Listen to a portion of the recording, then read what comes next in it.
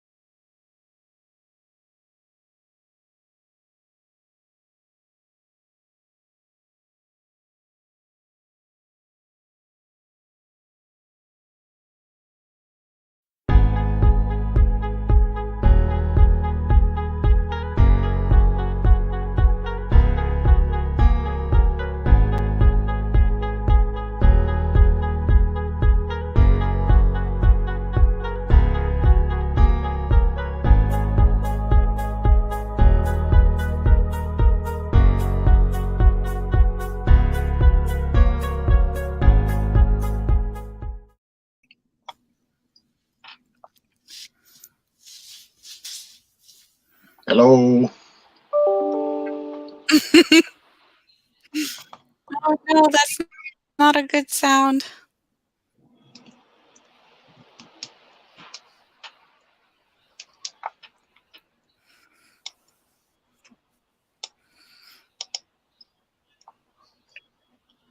Oh, you guys can't hear me. I was muted. We can hear you now. You can hear me now. Your video Hi. was off too. Yeah, I know that. Yeah. So we're just waiting for Jamie to pop on, and if he can't pop on, then we got a video to play for him. But I just want to say hello, everybody. Happy Christmas, happy Hanukkah, and I got a surprise for everybody. Oh.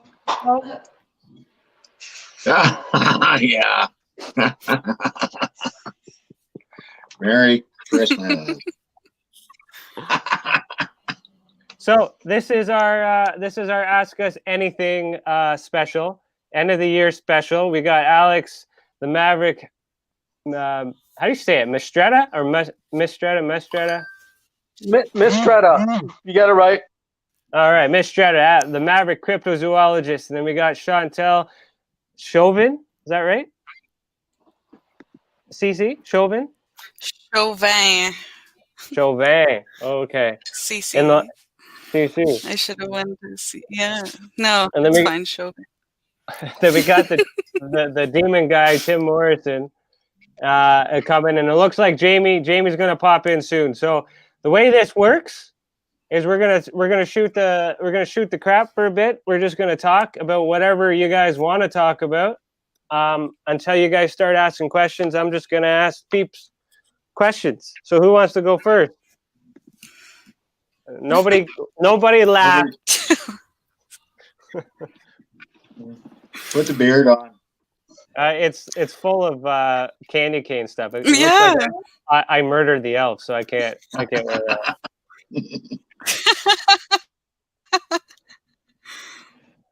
Oh man.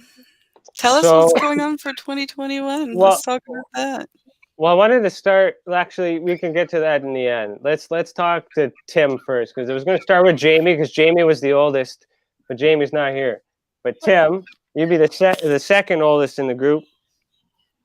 So I'm curious to know what your favorite moment has been for the entire year of 2020 with TESA. With TESA. Yeah, not work. TESA. Oh, see, that's okay. I can come up with plenty of blacklight stories, but I don't know. I guess the most exciting for me was receiving my TESA mugs. Yeah, and how was that? It was interesting because the shipping took a little longer than I had anticipated. How long did the shipping take? Not that long. And for those of you who don't realize this, Tim resides in the layer of my home, and he ordered mugs, and they got shipped to the house, and it took a week or two before I remembered to give them to him. So it's kind of additional shipping time. Right on. Yeah. So I'm still missing one though. All right. Well, then what? So that's your. That's you know, Mm-hmm. getting involved in the podcast has been my most memorable part of being part of TESA, because this is something I've never done. Okay. You know, Okay. this is all very new to me. You know, talking to nobody and you guys, you know what I mean? It's just weird. So that getting the experience online with you guys, the Facebook page, you know, the whole thing has been a learning experience. So thank you guys. Oh, you're welcome. Thank you. So that was your favorite moment? Yeah, it has been. All right. I look forward to it. Okay, Chantel, you're next. What was your favorite moment for this time that you were with us? I don't think I could sum it up in a moment, I guess. I was talking just the other day about like how neat it's been to work with you guys and to see how far like things have come along just in the short time I've been with TESA, only since really the summer. And you know, like I just feel like we're a steam engine right now, and I'm really pumped about it. Overall, just happy to be a part of everything. Right on. Alex, what about you? Well, I've only been here briefly, but I have to say my favorite moment was probably, I mean, I've been on a couple of your podcasts so far, of our podcast, and including a heated one last week, and no one's threatening to kick me out yet, man. I've been myself. So I was pretty stoked when I could be myself and not, no one wants me out. So the funny thing about that is Alex he cautioned me that he was a certain way before when I invited him to be a part of TESA, and I was well aware of how he was because I've been watching him for a couple of months. But the secret is he's the asshole that I want to be. I just can't be yet, and I will be in 2021. I promise you that. So, anyways, Jamie, you popped in. Holy moly! Hello. Hi. Thank you. That was not easy. So Jamie had There's some always technical one. difficulties. How much time do you got? Like 20 minutes. Okay, so I just started with the first round of questions, which is basically tell us what your first question is. What is your most favorable or memorable moment of this year with TESA? Oh my goodness, there's so many. I guess I'll just have to go with the most recent. And yesterday's episode of the podcast was pretty awesome with Dr. Joseph Perks. It was very interesting stuff. Had some unbelievable stories and comments, and just got the old mind going. But it's been a pretty wild year this year. There's been a lot of cool stuff. The whole like team has kind of turned over a little bit, and we've got like I really am happy with this crew that we got going on here. It's I think we're gonna make some magic happen in 2021. Oh yeah, definitely. So, and I'm happy to have all you guys too, because like we did have an operational change many times throughout the year, and I was simply working out what fit and what worked and what blended with everybody else's things, and finding the right purpose for everything. Everybody's included. We have a place for everybody. It's just they didn't know what we were looking for. So now that we finally have that core established, what we have moving forward comes with confidence, because like we're all blended. We all work well together. So that's my most favorable part is actually feeling that connection organically, not so much forcing it. So just doing what I do, talking, engaging in conversation, listening to complaints, putting out some feelers out there for some solutions, kind of like a CIA agent, like recruiting people secretly, and then give it a go and see what happens. And then here we are. And all it was an opportunity, and we get to do what we do best. I think Alex said this once in a post, is the best way to put it is you're able to be in a team without being in a team, because we're independent. We have our own missions. We do our own things, but we come together collaboratively or collectively for the mission. Right? Was that you that said that, or somebody else fancy? No, that was my proposal for how to put a team together. I call it the non-team. Yeah, the non-team. That's it. The Non-team. non-team. That sounds good. Yeah, no, the no team, the negative A team, The nay team. the nay team. The Nay team. All right, well, Can't beat that. so question number 2, since Chantel, where'd Chantel go? She buckered it. This is not the night, eh? Hey, well, there's always got to be something, right? Is it something I'm wearing? I wonder. You don't have enough facial hair. Okay, so question number 2, Chantel, Chantel, you back? There you are. Are you with us? I think so. Okay. I was backstage. Yeah. So, question number 2. We'll start with Jamie because he's limited time. What was the thing that you despised or you did not like the most of this year with TESA? It's got to be something. Huh. Yeah. Well, you know me well enough to know that there's not too much that I despise. I really enjoy everything that's happening here. Obviously, with a couple of the shifts, it was unfortunate at the beginning. You thought you had this group of people together that who knows, just I guess didn't quite see what the opportunity was here, or whatever reason, and I mean, I guess that's the only thing that I could say I didn't like is that we had some good people that decided that this wasn't for them. But you know what? Everything works out to the best, and I think we have a much better and stronger team now than we did before. So that's not at all really what you asked, but yeah. Well, it's still a negative. You just polish the turd a little bit. That's good. Tim, you're the second oldest. Third. Still, sorry. you know, just with the environment that we've endured this year, you know, I'd like to see more investigations, more boots on the ground stuff, but obviously we can't. So I would say that's the bummer of this year. Yeah. I changed my answer. That's a good one. The fact that we can't actually see each other makes it tough. That's true, but we did kick a lot of ass this year without going out anywhere, and the other groups they've kind of closed up shop. So I'm happy with what we were able to accomplish with what we're dealing with. Yeah, For sure. Chantel, you what is your least favorite moment? Can you hear me? Yeah, we can hear you. Awesome. Yes. My least.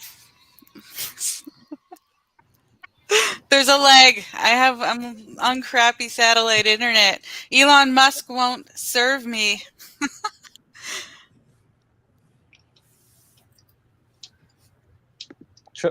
Okay, so the question is, what is your least favorite moment? You can. Right now? Right now.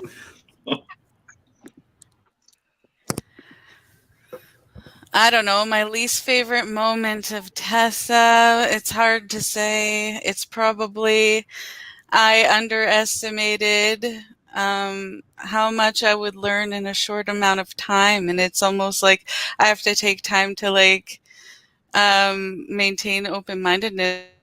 I've realized, because it's obvious a lot of people have a lot of opinions about certain things and they're very confident in those opinions, and sometimes I don't agree with them, and I just have to move along and realize I have bigger battles to fight, and just learn from every experience, because I'm so new to this subject. And I'm really grateful for TESA for having such a broad range of topics, because I never felt like I was a UFO person, always more of a paranormal person, and only come to realize like they're more than likely connected. That's good. Have you also come to realize how much bullshit's in the ufology community? Yeah, that's kind of what I was alluding to. But yeah, exactly. It's Come on, man! It's Christmas. Sorry. All right, Alex, what is your least favorite moment? So far, how often I have to hear you Canadians go, eh?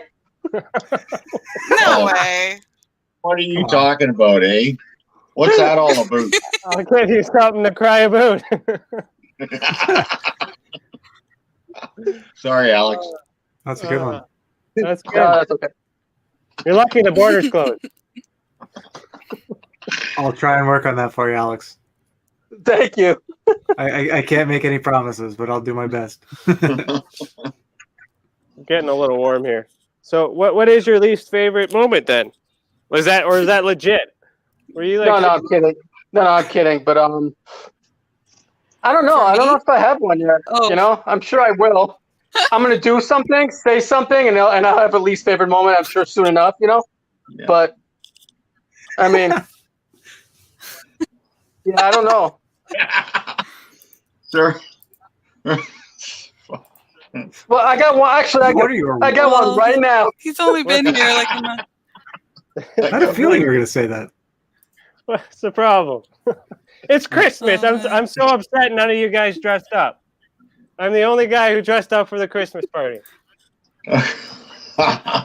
Well, yeah, I knew Jamie would do something. Yeah, so somebody, I guess you must know this person, Alex. Someone's questioning why you're wearing a shirt. Is that Dave Scott? Dave Scott's asking questions? Yeah. Dude, it's where I'm looking. It's 73 degrees in my apartment. It's cold. All right, I don't know where Jamie went, but I'm sure he'll be back with something silly. Oh, what's he got? There it is. Yay! an alpha. Better?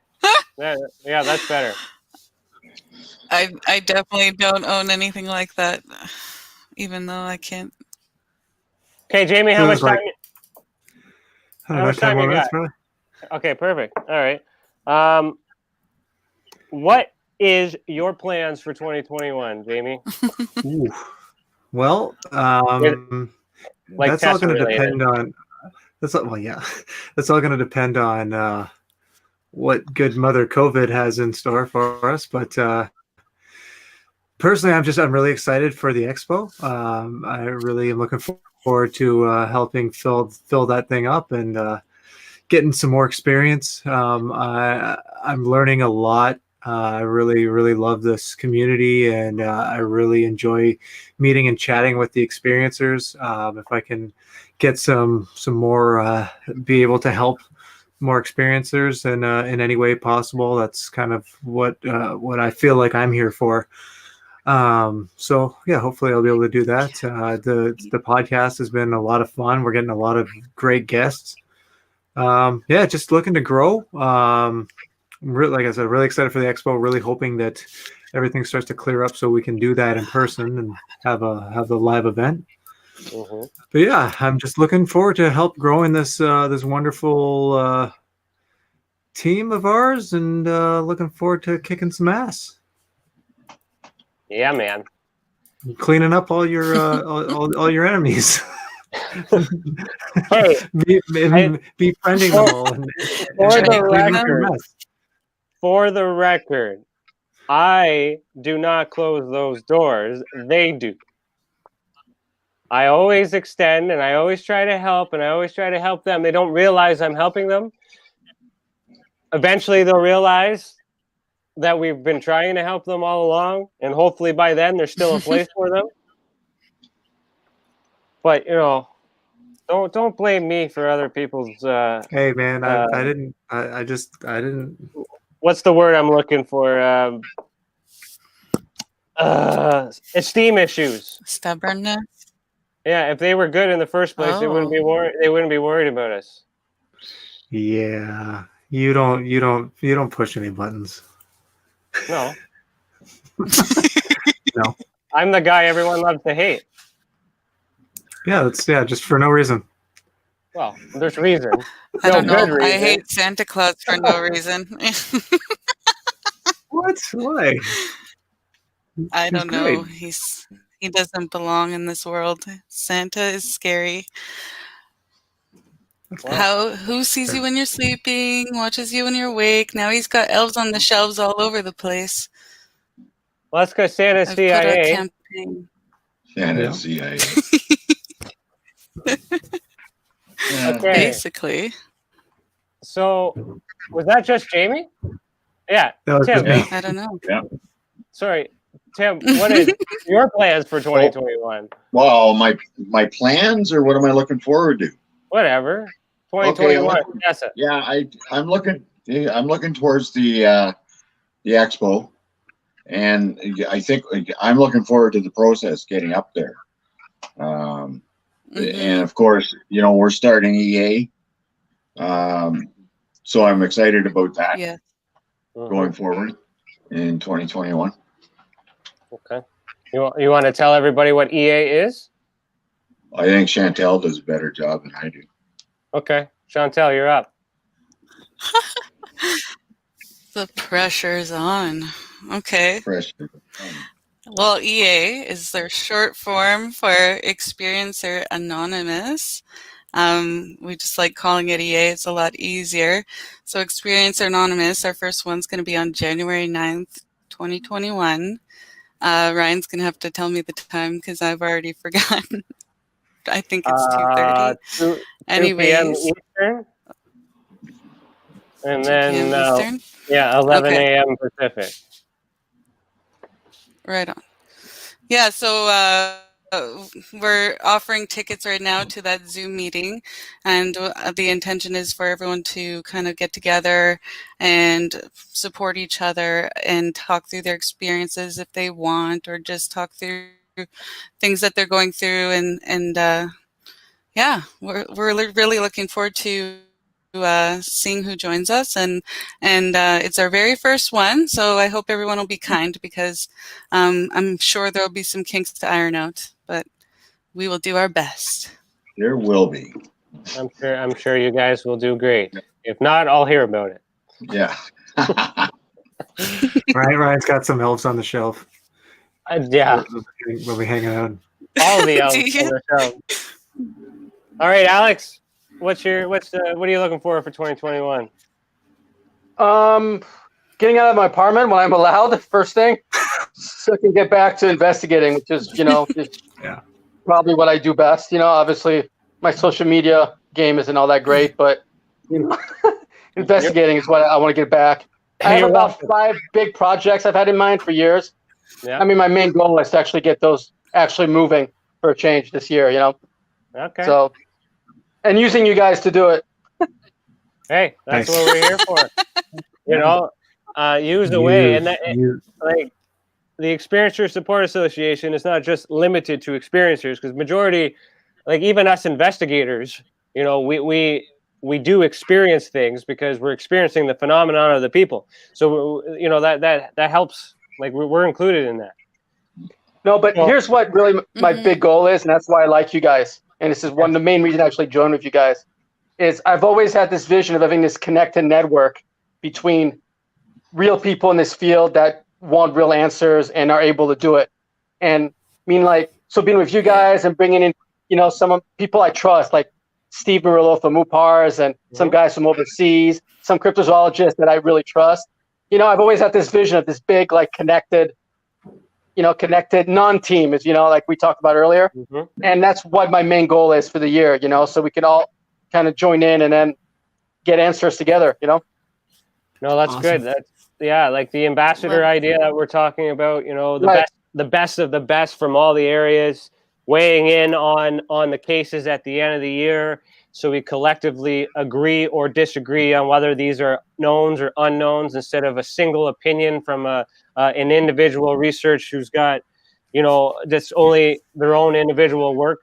I look forward to having my work actually criticized and tested, because I've been doing this by myself since I started, basically 2015. So I'm really happy to have that, a team of people that trust the mission and the vision, and that would make corrections or suggestions to my own work, while still maintaining the goal that we've set in place.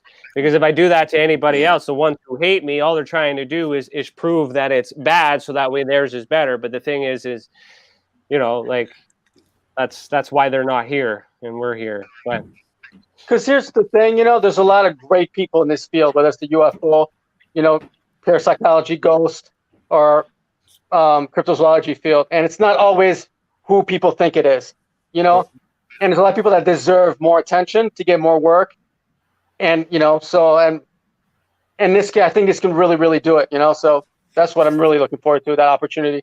I'm looking forward to that too. Like I'm realizing that there is a lot of people that do good work that are not recognized, and the ones that aren't recognized are doing really good work because it's actually data and it's actual science and it's actual research. And you can't turn that into a book. You can't turn that into a movie. You can't make that into entertainment and sell tickets. So the stuff, all that fluff stuff is just the money thing. But we've managed to make this network where we're able to still provide the entertainment, but still be serious and scientific. And that couldn't have been done without the blending that we have right now, because all the elements, we got the podcast, right? Thank you, Jamie. We got EA. Thank you, Chantel and Tim. And then now we're going to have the Academy. Alex and I will be working on the Academy for 2021, which is basically writing a manual that will teach anyone who's never investigated this stuff before how to investigate in general, like an actual investigation course. From there, we'll branch off to our disciplines, the specialties, a special course on cryptozoology, a special course on ufology from me, demonology from Tim, and whoever else we get in the mix. And if you guys happen to be from MUFON, we'll have advanced courses to train you further than the manual takes you. And you might but you'll have to pass a skill testing exam to prove you actually read the manual. So there'll be an actual prerequisite for you guys. I'm looking forward to that, because if we teach them how to investigate better, we'll get better data to report, and we'll get better data to study. We'll get better data to put the field work in. And the problem that we're having is not the information. The problem we have is that people don't really know how to do what it is they're doing. And we have this whole global movement of people trying to do something and make a difference. The effort is there, but no one's really taking the time to show you how. And that's what the academy is going to be all about, is teaching you how to do what you're already doing properly and more efficient, so that way you actually make a difference. Does that make sense? Mm-hmm. I got you. Yeah, it made total sense. It just like I went into that. Yeah, it's exciting. I don't know if you can hear me, I can hear you. but I can't hear anything. I have to go anyway.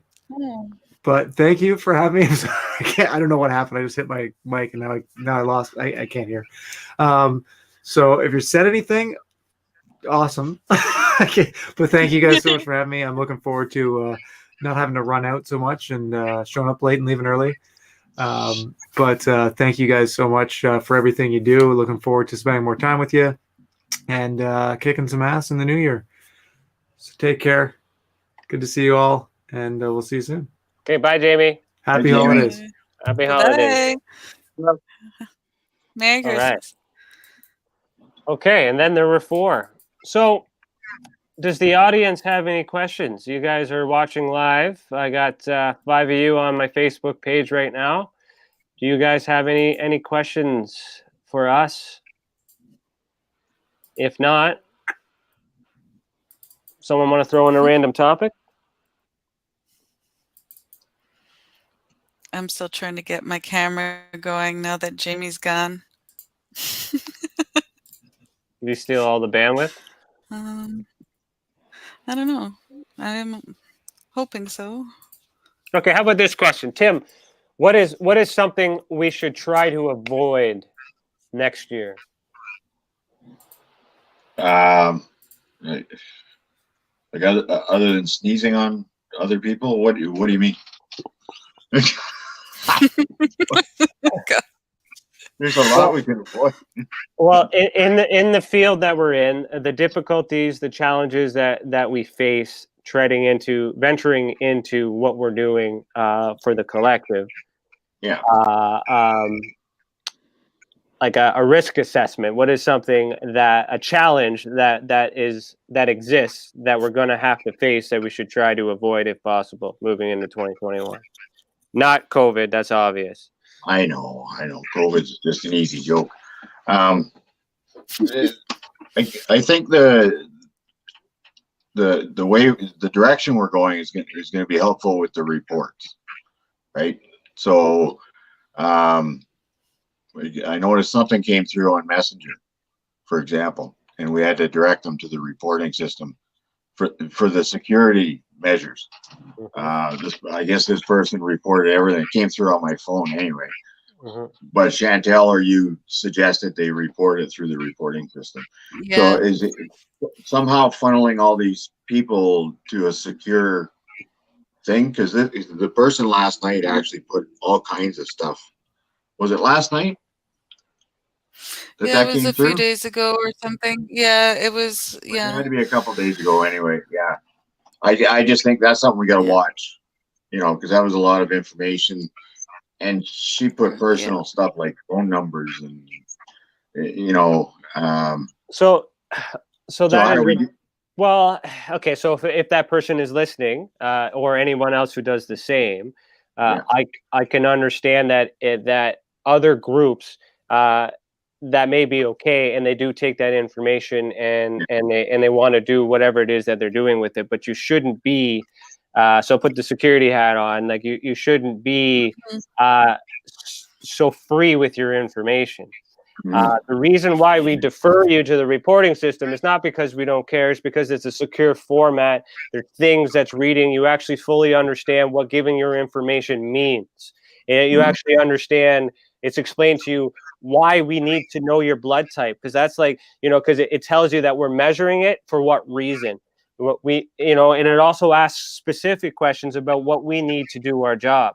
So when you put that blurb out there, we have to pick through it and add it to the database. But if you do the report, benefits of it is you'll get a copy of that as soon as I process it. So it'll be all nice format, split apart, paragraphs, all this other stuff for you to print off, put in your binder, and can carry on and show somebody else that you've just done that. Step one. And then from there, it's easier for us to read because your opportunity to explain the situation will be in the back end at the very bottom, but we can scan it and look through all the who, what, where, and when, so we can quickly analyze what type of case we're investigating, who I have to give it to, and the importance of urgency. So we don't investigate on a first come, first serve. We investigate on like a triage. So if somebody reports something that is negative to them and ongoing, that's a little higher up on the priority list than somebody that's like, oh, an angel came to me last night and I'm feeling positive and it stopped. So that's like, there's not really an emergency to treat or to assist that experiencer. But we don't get that info when you report. And the same thing happens to me too. You guys do divulge, and I want to encourage you guys and say thank you for sharing that. But when I say, hey, report it to the system, there's a good reason for it. Yeah. So that's good. All right. Thanks, Ryan. We got a question. Marley Diamond says, how would one become a cryptozoologist? I've seen some courses online, wasn't too sure about it, but wanted to take many of the courses offered. It was an online university, apparently. Alex. Usually I'm not a big fan of the online courses. A lot of them are just take your money and you're not really getting anything out of it. There's no official cryptozoologist title in existence, right? It's because there's no degree in it. There's no official class. I think there's been one college class offered once. I forgot what school it was at. So for me personally, I went into anthropology, right? So the basis for cryptozoology is anthropology, it's biology, it's those kind of science classes. So you want to take classes within just a regular biology field or marine biology or, primatology or something like that.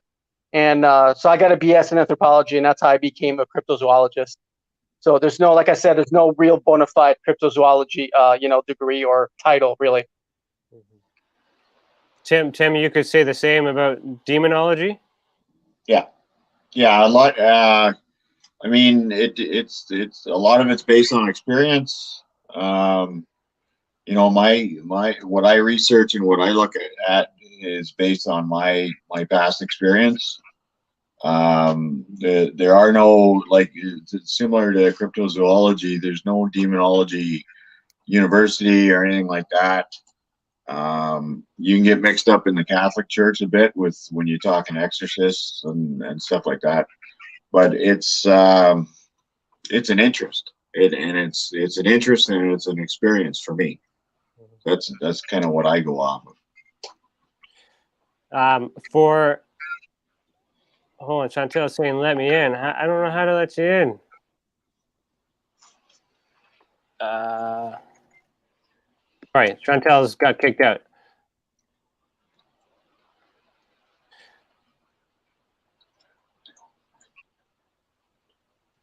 So I'll just get her to sign back in. So for me, ufology is the same. Ufology is the study of unidentified flying objects. I've always been puzzled on how we could study unidentified flying objects because we don't have one to study, like the public. And if it's unidentified, then we should know what it is by now. Therefore, it's an identified object that flies. So the term itself is kind of crap, in my opinion. the people that are in the fields right now are researchers. They have a background in research. That's why the science is good, because they know how to research and collect facts and build a story and supporting evidence and all that other stuff. So having a background in that or investigations like myself, it's the same idea, just a little bit more confrontational. I am I didn't go for science for researching, but I know I'm trained. I'm a trained investigator, trained interviewer, and all that other stuff. So I would recommend any research course, any investigating course before you dabble into anything else, because then you can just go. I don't want to say go on the internet, but you could observe what's already available and come to a logical conclusion of what's real and what may not be real once you learn how to investigate and you learn the basics of the scientific method. So for me, and that's exactly how we're going to build the academy. We're going to teach you how to investigate, teach you how to research, and then you can choose to apply that to whatever you decide. If demonology is your thing, then Tim will have a course that can give you the history and the education of how demonology works, and you apply your investigation skills to that. Cryptozoology, the same for Alex. Ufology, the same thing for me. Disclosure, all that other stuff. But if you don't know how to research, you don't know how the scientific method, and you don't know how to investigate, none of that matters. Recently, so today I did a timeline, because I'm putting together a secret project for 2021, and I did my timeline today. And when I did my timeline of orders of events, I also did a timeline of when certain key players in ufology started in the game, when they first started. And once I figured out where they started, I was able to figure out who they were before they started. So without giving anything away, and this is fresh information, but I can tell you that the consensus of people that are in the game right now have a background in media, publications, and radio journalism. So they learn how to do research, they learn how to do investigations in the set, but as far as the news go, and they apply that to the fields that they're particularly interested in. But they do not know how to investigate. Investigation, I don't know, Alex, you might be able to challenge that, but like, do you see a difference between a researcher and an investigator, or do you think it's the same? I always kind of look at it as just, it's semantics, where the protocols really should be the same, I mean, I guess technically a researcher is more, you think of something that's more in a lab kind of situation, investigators more out there interviewing witnesses, but and it's not because there's no official designation in this field really, and people use those interchangeably. I would say there's not that big of a difference, from. Well, it's like you said, it's a protocol, it's a method, right? So anyone who looks into anything, studies, will need to do research. They will also need to investigate, and they will also need to provide a scientific experiment or hypothesis. So, sorry, go ahead. Oh, sorry, I didn't want to interrupt you. I think the most important thing to remember there is whether you're talking about becoming a cryptozoologist or, ghost hunter, I don't like that term, or ufologist, is having a multidisciplinary approach. So you have to learn as much from different fields. Like you have to know how to interview witnesses, right? So you have to be kind of like a private investigator like yourself, right? And cryptozoology is even more complicated in a sense because you have to spend a lot of time outdoors. So you have to know how to go climb a little bit. You have to know how to, spend time in a tent when it's 20 degrees outside, which let me tell you is no fun. You have to know how to survive in the wilderness and how to use the bathroom outside, just like little things like that you have to learn on top of that. So there's a lot of disciplines that go into being an investigator or researcher in all these fields, so you have to be a very complete person, and that's, I think, what a lot of people forget. And that's another good point too. In my research for the key players, none of them do field work. Their field work is just as important as the research. The research should tell you where to go into the field, but if you don't go into the field to actually see if the research or the analysis, if there's a conclusion to what the data says, then you're just collecting data and telling stories or hypotheses and theories. So that's good. No, I agree with all that. And I'm just trying to think. There was something else I was gonna beat off of that.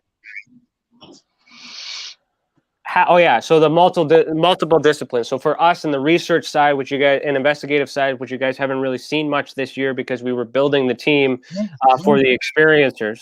Next year is going to be focused on investigations, so you'll see a lot more of how that process works. But for me, as an investigator, I receive the report, I filter it, I make sure that the evidence that is provided by the experiencer or the witness is the best possible evidence that's available. So if the person says that they don't have a photo, then I work with them to try and get visual details. They'll go and take a photo and do all this stuff. I'll guide them to get a visual, because we still need a visual. We still need context. So my job is to work with everybody to get the best evidence. And once I have the best evidence, I come to a conclusion of what category I think it may be based on the collective of all these things that are going on. And if I happen to think that it's a cryptid or an entity, so it might tether between two possible realms, then Alex and I would do the second step, where we would actually try to diagnose or try to figure out what type of species or thing this may or may not be. If it's a demon kind of type deal, then I might pass it over to Tim to review, and he can educate me as the investigator expert, or demonologist expert on the team, on what type of demon it may be. Then when it comes back to me, I do a little fact checking and make sure that everything is nice and sound. We present it to the experiencer and say, hey, this is what we think it may be. Do you agree with this, yes or no? And if they disagree with us, then we have a conversation about why, and then we go back and we try to come to a consensus, and then we're left with whether we know what it is, we don't know what it is, or we need further research, and then we leave it. And then we do that for every single report that comes in.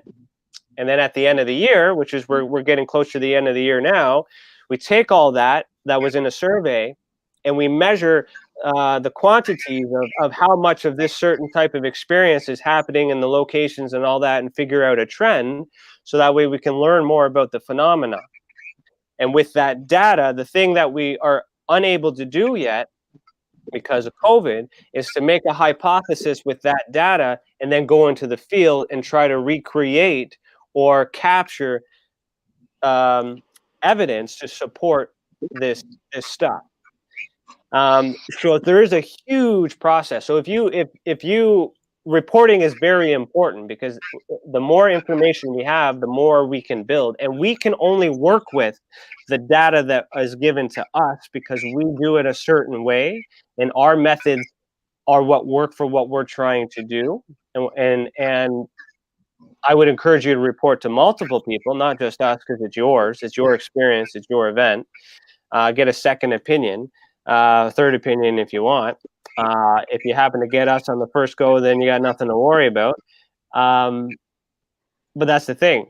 You want to report to as many people as possible, look at what they're doing, and then you, as the experiencer, come to a conclusion on whether or not you accept that. And if you don't accept that, then become an investigator or a researcher yourself and try to find some answers. Majority of the people I've encountered that are in the game are experiencers, and they're just trying to find something else that looked like what they saw. Validation.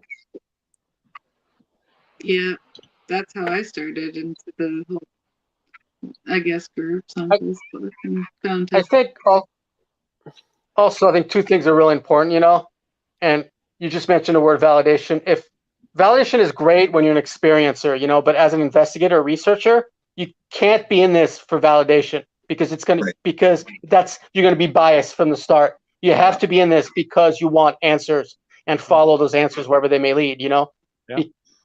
And then one thing this doesn't get talked about enough is you have to have empathy, because you're dealing with a lot of people that have had experiences, and a lot of them will suffer from some even post-traumatic stress disorder. It's when somebody sees a Bigfoot, or when someone has a UFO, contact case, or someone has a poltergeist case, it's very traumatic for these people. And you have to understand that the data is great, but we're also in here to help people. And help people kind of get past that, that fear and that, and what they're feeling. So, No, you got to have empathy. I'm glad you brought that up, because that's the fourth level. So once we have all that and we get to that point and we have an understanding of what we think it would be from a data perspective, like Alex said, we still have to look at the experiencer when we give that information. So if the experiencer accepts it, says, okay, I'm great, thank you so much, I don't need anything else from you, we move on. But then in some cases, it might be negative to them, and they have these symptoms of PTSD, anxiety, depression. So regardless of what they believe or what they think they saw, they're still experiencing these hidden symptoms, and we have that obligation to assist them. So that's where the experiencer support comes in. So the support, then you get referred to a third party element, which we have to vet and affiliate with, which we would only put the people that are on our websites, we would only refer those people, so that way we can treat the symptoms of how you're affected. From there, we may continue to communicate afterwards to see if that, so for an example, Reiki. So if we say we recommend Reiki to bring down the anxiety and all these feelings of around PTSD, and then we have a conversation about your event and you still feel like it happened, then that is not really validation, but that kind of shows that the emotion isn't really creating the environment. So maybe we need to take a second look at this and see if it's really going on, because when you're experiencing something that is scary, even if it's a known thing, the fact is that you don't know what it is in that moment, it sends you all crazy. I'm not a scientist, I'm not a doctor, I don't know the proper terms to explain the process. All I know is that we got people to help you too when you need it, but we pay for that. We don't refer it unless it's absolutely needed, and if it's going to help you. So empathy is very important, but we provide that at the end, not at the beginning, because we need to know what's really going on. Almost like I want to say psychological perspective.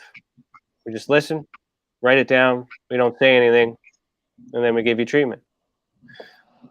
And then you let us know if it worked. And if it didn't work, then we'll never refer you to them again for that type of situation, because we're learning through the support sides as well. It's all a study, but we're studying the people and how the phenomenon affects the people, and what specific type of people are affected by what specific type of phenomena. And by doing that, we learn a hell of a lot more about the phenomenon that way through the people, instead of the other way around, at least from my perspective.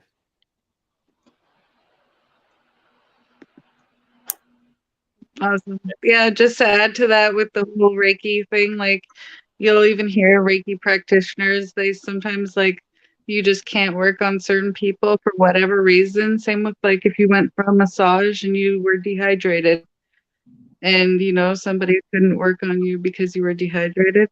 It's very similar. So sometimes that'll happen where, they're just not letting you in with like open to your energy kind of thing. So it happens where some people don't, as a Reiki practitioner, don't realize that till they're partway through, and they don't really help somebody. Mm-hmm. And that's It's another. important. Well, we also don't know what past traumas we're dealing with too. We don't know what other things have happened in their life that may be stuck points that bring them to the event that we're talking about, and some of those things might be spilled into it too. So we need to also sometimes separate life from the event. And if we can, as the investigator, if I can find points of verification or validation with the best evidence that the event happened, the interpretation of what had happened, that's for the experts. That's for everybody coming together at the end to interpret what we think may be happening, the specialists. So it's a long. We all have to work together, which is essentially what Alex was saying at the beginning. We need this this is why we need this multidiscipline approach, because there's so much more than just nuts and bolts crafts in the sky. The guest that we had on last night, Dr. Joseph Burks, mentioned the book Beyond UFOs. The whole concept is essentially what we've just been talking about. Any comment from you, Alex? No,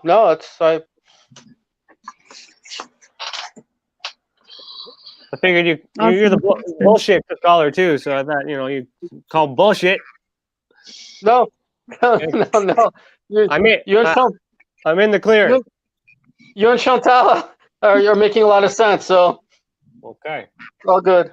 So Dale Tron says a few questions. So one, do you believe aliens are continually in contact with mankind, like governments unofficially? And two, what is the most compelling case of existence of extraterrestrial life? So we only got a couple minutes left, so we'll make that a quick one. I don't know who that's for. What? I guess I'll go quick. All of us. Do I believe aliens are continually in contact with mankind? It's possible. I don't know. I'm investigating. What is the most compelling case of the existence of extraterrestrial life? I don't know. I'm reviewing the current cases right now because I feel like stuff is missed. I'm actually downloading all of Stanton Friedman's files from when he passed away. I got a super link from a super person. And I'm going to be reviewing all the cases for the first time and actually seeing if anything was missed. So I'm not the best guy to answer that. So I don't think anything is true until I've looked into it. Alex, what about you? Yeah, I think so. I think if you take all the evidence from a historical standpoint, I'm talking about going all the way back to Neanderthal, Cro-Magnon times, and cave paintings, and the similarity in mythology of the gods that came from the sky across all cultures, all the modern sightings all over the world, since 1947 and before, some of the recent release from the government, I think can make a pretty good case that somebody else from somewhere else is here, and it's always been here, and it's interacting with our environment, with us, with in terms of how much the government really knows.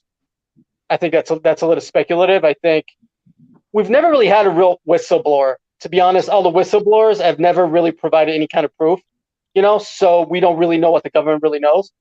But it stands to reason that if assuming something crashed in 1947 in Roswell, and I believe it did, I think the evidence for it is pretty strong, and that they know somebody's here. They know what they're flying in. But how far they got in within our research, I don't think we can really say for sure. But somebody's here, government knows it. I'm 100% on that. See, the interesting thing with me is I find it puzzling how everything's American ufology. So the reason why I'm reviewing everything is because I don't understand why there's not a Canadian ufology movement. And unless everybody that's currently Canadian working on this is also working for America, and it's possible and it's likely, but I want to find out when that happened and whether or not it's still continuing here in Canada. So we'll leave that. Okay, so Tim, Chantal, you guys want to comment on that before we switch over to Patreon? I would say all things being connected, it's there is the possibility. I'm not sure, whether it's aliens or demons or whatever you want to put a label on it, but it's all connected. Or if not, a part in the same, or one before the other somehow. Yeah, one before the other. Yeah. Cause and effect, side effects, symptoms, all that crap. Yeah. Chantal? I don't know. I kind of can't believe I'm going to say this, but I think that there's something that's visiting us. I don't know if it's been, forever or what it is, but there's something there. I agree with Alex. I don't know how much the government actually knows other than they're involved to some extent likely. And I really can't believe I'm saying any of this stuff because you guys all know me a bit, and this is a huge shift of mentality for me. So keep going, see where this goes. I'm down the rabbit hole now.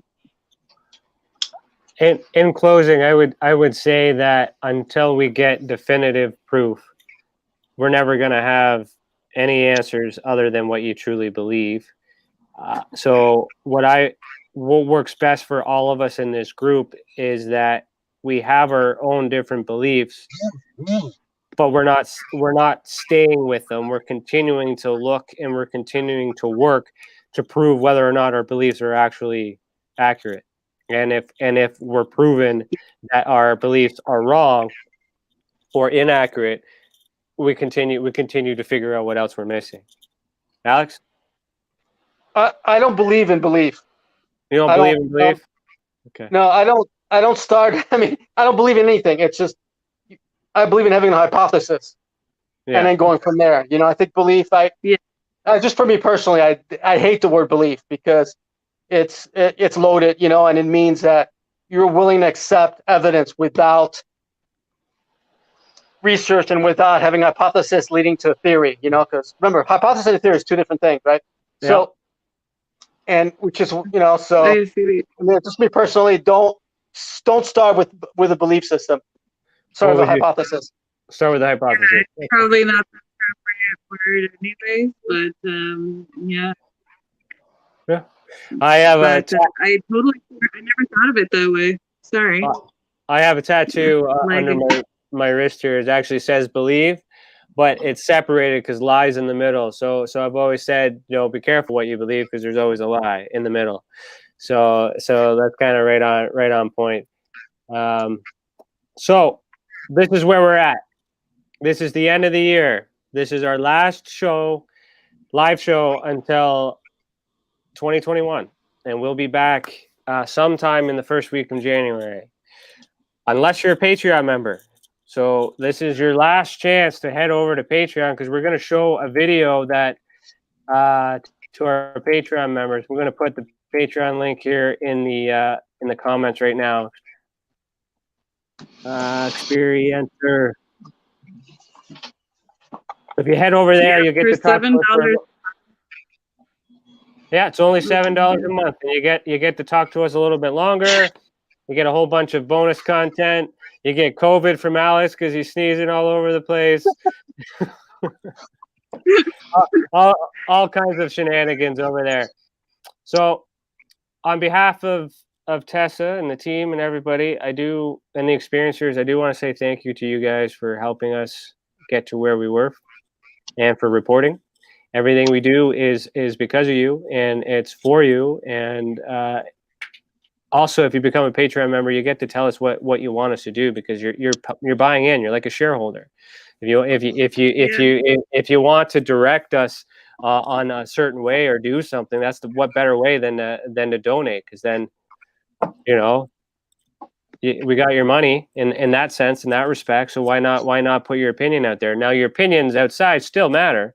But we got to balance the entire world. So the fact is, the Patreon group is a little smaller. It's a more community. It's more private, one-on-one, and you don't have to wait till we do these live events. You could talk to us every day if you wanted to. So,